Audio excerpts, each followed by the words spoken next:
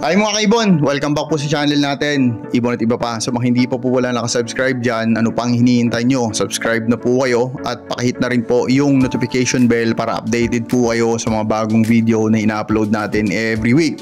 At syempre, pakifollow na rin po yung FB page natin mga kaibon.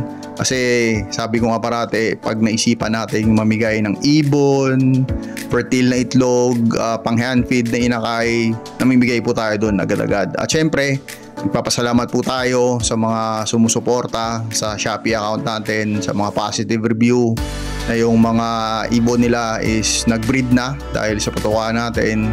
At syempre, tuloy-tuloy pa rin po yung pamimigay natin ng ibon doon mga kaibon. Nagpapasalamat po tayo sa inyo ng sobra-sobra mga kaibon. Ngayong week na to mga kaibon, actually hindi to yung topic natin pero grabe trending to ngayon kasi mga kaibon. Kaya pag-uusapan natin agad-agad mga kaibon. Ang topic na to mga kaibon is sabi daw palaos na yung aqua dito sa Pilipinas pero wala pa ring proof of existence ang aqua mutation. Bakit kaya nasabi ng isang kaibon natin yun o isang breeder na ganun talaga yung term niya na ginamit mga kaibon? Medyo masakit, medyo harsh yung term na yun mga kaibon. Pero syempre, nirespeto natin yun mga kaibon. At pag-uusapan natin yun mga kaibon. Pero syempre, bago natin pag-usapan mga kaibon, mag-shoutout muna tayo sa mga kaibon nating walang sawang sumusuporta sa channel natin. Okay, ngayon syempre mga kaibon, mag-shoutout na po tayo sa mga solid supporter natin na walang sawang sumusuporta sa atin. Dahil po sa inyo, nagpapatuloy po tayo mga kaibon. Kaya maraming salamat po sa inyo. Shoutout, una sa lahat, syempre, PPSM Birds Incorporated, kay Ibon Sir Dicky Lennon, Aldrin Martinez, Dan Katian, and Pauline Avery, Silverio Magbanwa, Eli Sarmiento ng Pampanga, Angelo Villena ng Cabanatuan, kay Kaibon Jobert sa JTV, pasuporta din po, Family Espiragera, sa asawa niyang si Ma'am Rowena at ang mga anak niyang sina James at Betchay, kay Rex Avery, Dian Wilson Sinosin Ibunan, Pinoy Effort from Dubai, wow, ingat po tayo dyan sa Dubai, Frank Aguilar ng Binangonan Rizal, Elisha Mini Avery, Joey Tamayo ng Caloocan, kay Joel Mariano, E&C Mini Avery ng Gapan, Ronald Antonio, Calabon Mini Avery ng Cebu, ayo mo diha bay, Noli Bautista, Chris Avery ng Mandras Family,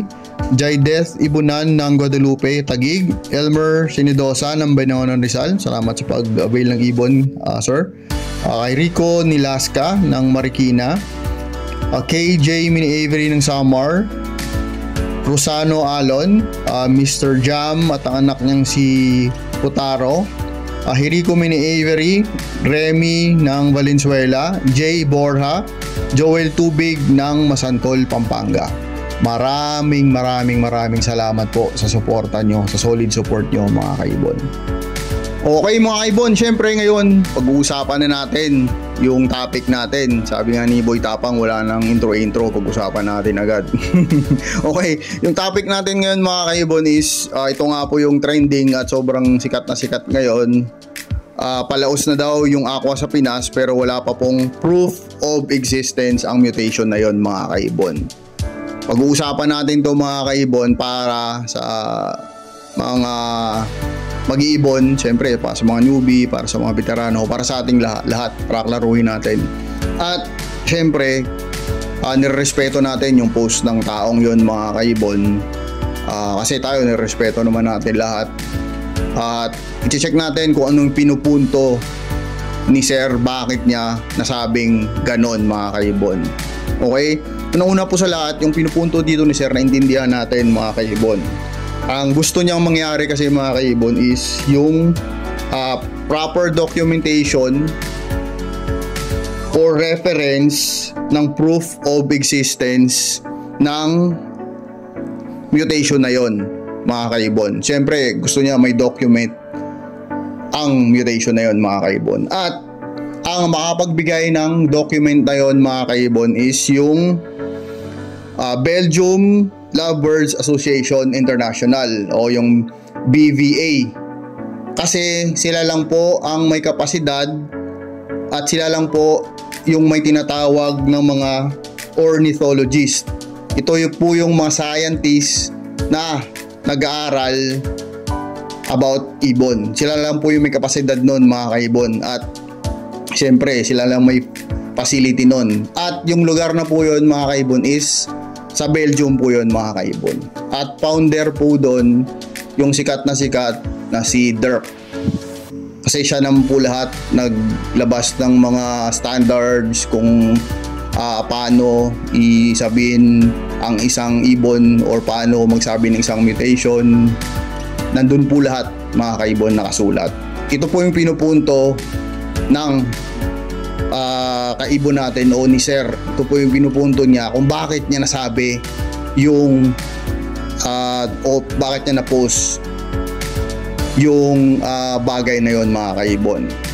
Tayo, may pinupunto rin tayo dito, mga kaibon. 3 punto lang po o 4 na punto lang po yung pag-uusapan natin dito o masasabi natin dito about sa sinabi ni Sir, mga kaibon. Kasi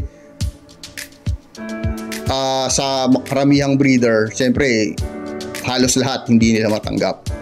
Pero yun nga yung pinupunto ni Sir doon. At okay naman kasi naghahanap lang siya ng proper documentation. Pero syempre, sabi ko nga, nasa Belgium po yun.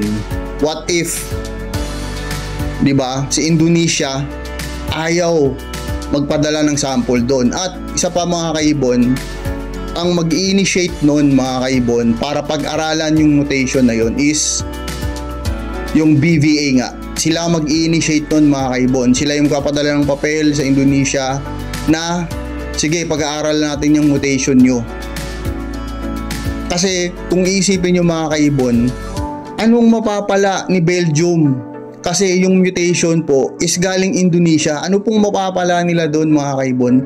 Kasi kung sa lugar nila yung mutation na yon may bago, I'm sure, pretty much sure, mga kaibon, pag-aaralan agad-agad nila yun. Kasi may mapapala yung bansa nila, mga kaibon. May bagong mutation na naman sila, mga kaibon.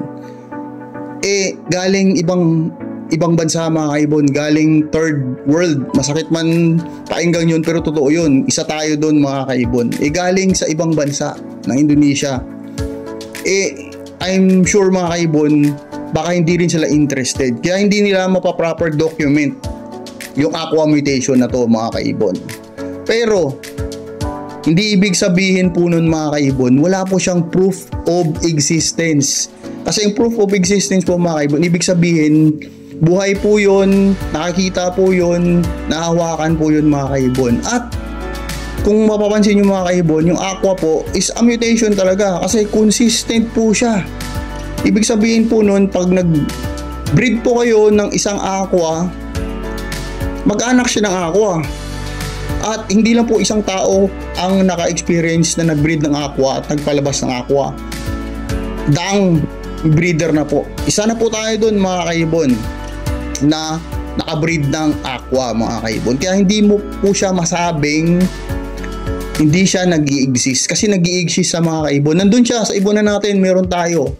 Kaya hindi mo siya masasabing hindi siya nag-i-exist. Ang pinupunto nito ni Sir is proper documentation. Mahirap po yung proper documentation na yan, mga kaibon. Hindi po basta-basta yan. Sino magpa-fund? Paano kung hindi nagkasundo both parties? Paano kung ayaw ng Belgium, gusto ni Indonesia? Paano kung gusto ni Indonesia, ayaw ni Belgium pag-aralan? Tapos ang usapan doon, mga kaibon. Kaya wala pong proper documentation na nangyayari. Pero sa sinabi ni Sir na laos na daw yung aqua, napakasakit po nun sa lahat ng breeder na may hawak nun, mga kaibon.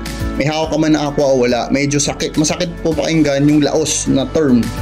Kasi po, ang pinupunto din natin dito is huwag po nating tuldukan ang isang mutation.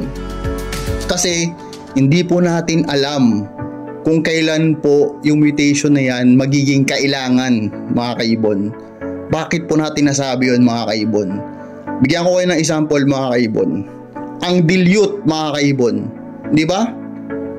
Sino magkakakala na ang dilute biglang puputok at biglang magkakaroon ng baying?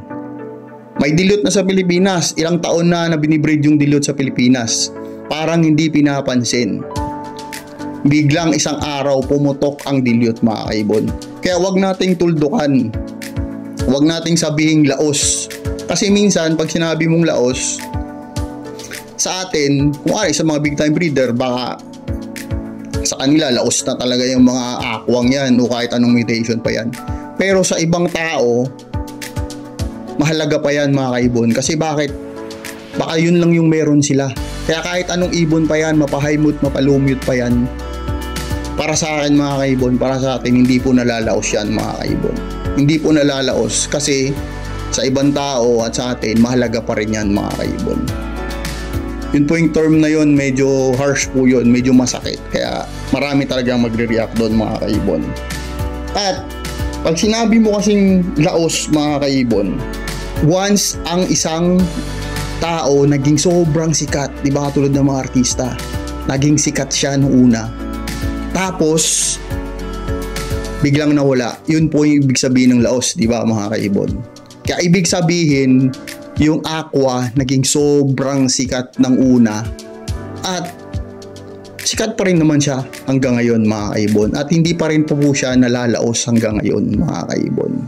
Kaya kung sinasabi ni Sir na palaos na yung aqua, ewan ko kung saan niya nabasa yon, o actually ang aqua, totoo lang, mga kaibon, medyo bumaba lang naman talaga yung presyo niya kasi marami nang nagbibreed. Pero pag sinabi mong laos kasi, medyo hindi po magandang pakinggan po, mga kaibon. Hindi po magandang pakinggan sa tenga. Kaya maraming nagre-react doon sa kanya. At yung proper documentation ang sinasabi niya, kung walang proper documentation, wala daw proof of existence. Hindi po ibig sabihin po nun, kung di documented yung mga bagay-bagay, hindi po siya nag-i-exist, mga kaibon. Hindi po pwedeng ganun. Kasi, di ba, marami pa po tayong hindi natutuklas sa mundong to, mga kaibon. Marami pa po tayong hindi nakikita sa dagat, kahit sa lupa, mga kaibon. Yung mga scientists natin, marami pa pong hindi natutuklasan yan, mga kaibon. Pero it doesn't mean na hindi yun nag-i-exist. Doesn't mean na hindi sila live, hindi sila buhay, mga kaibon. Hindi ibig sabihin wala sila, mga kaibon, dahil lang wala silang proper documentation. Hindi po pwedeng ganun, mga kaibon. Kasi kahit walang proper documentation yan, mga kaibon, ang aqua mutation is nag-i-exist. Nandyan po yan, mga kaibon. Nakikita nyo. Kung hindi yan nag-i-exist o kung walang aqua, anong tawag po sa mutation na yan? O anong pong tawag sa ibon na yan? Diba? Kaya po, bago po tayo magbitaw ng kung ano-ano, at kung ano-ano lang po yung nababasa natin, minsan nami-misinterpret natin, nami-misunderstood natin yung mga nababasa natin, bago po tayong maglagay o mag-post, mag-isip po muna tayo. Kasi baka mag-backfire po sa atin, mga kaibon. Baka bumalik sa atin yung mga pinagsasabi natin. Kasi baka wala rin tayong patunayan kasi nabasa lang din naman natin. Nakita lang natin online yung mga bagay-bagay na yun, mga kaibon. Okay, yun na po, mga kaibon, tayo dito. Tinatalakay lang natin. Sabi ko nga, nire-respeto natin lahat ng mga mag-iibon. Mapa small time, big time, super big time pa yan. Respetado po natin yan, mga kaibon. Okay, sana po nag-enjoy kayo sa munting topic natin ngayon, mga kaibon. God bless po sa lahat ng mga ibon. God bless po sa pamilya nyo. See you next time po. Ibon at iba pa. Bye.